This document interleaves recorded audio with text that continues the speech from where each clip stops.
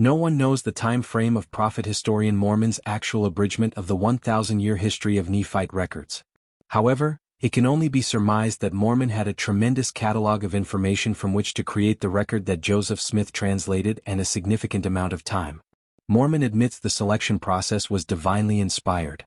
One might ask what became of the original repository and when will it be found? Truth seekers, archaeologists, scholars, and skeptics alike await that moment.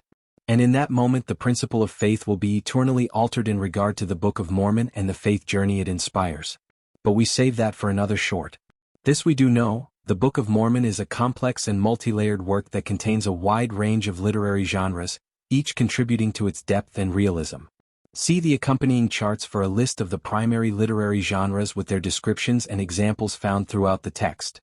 Collectively, they strengthen the argument that Joseph Smith could not have authored the book unaided, and certainly not within the compressed 65 to 75-day translation period without outlines and revisions. These genres demonstrate advanced narrative planning, doctrinal consistency, and sophisticated literary techniques. Let's take a closer look. 1. Genre layering requires advanced literary planning. Seamless shifts between genres, such as a war narrative interrupted by a sermon or embedded autobiography, show a level of narrative control typically requiring drafting, outlining, and revision, which Joseph did not do. 2. Genre-specific literary conventions are consistently applied. Each genre adheres to recognizable structural conventions. For example, epistles contain salutations, sermons follow prophetic judgment formats, suggesting genre awareness beyond Smith's formal education level. 3. Doctrinal consistency across genres. Despite dozens of narrative voices and genre shifts, core doctrines such as Christ's divinity, covenant theology, repentance, are internally consistent. This theological coherence across genres is difficult to fake without years of planning. 4. Hebraic literary forms embedded within genres.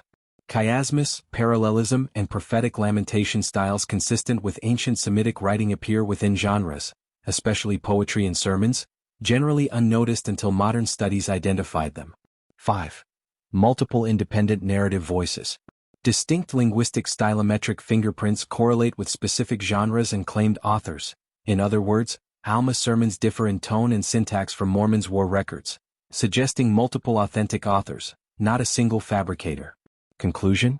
Joseph Smith's limited education and lack of exposure to ancient literary genres make it implausible that he composed the Book of Mormon. The precision and diversity of literary genres, not just in content but in form and structure, point strongly to a complex origin beyond Smith's ability and support the book's claim of ancient authorship and divine translation.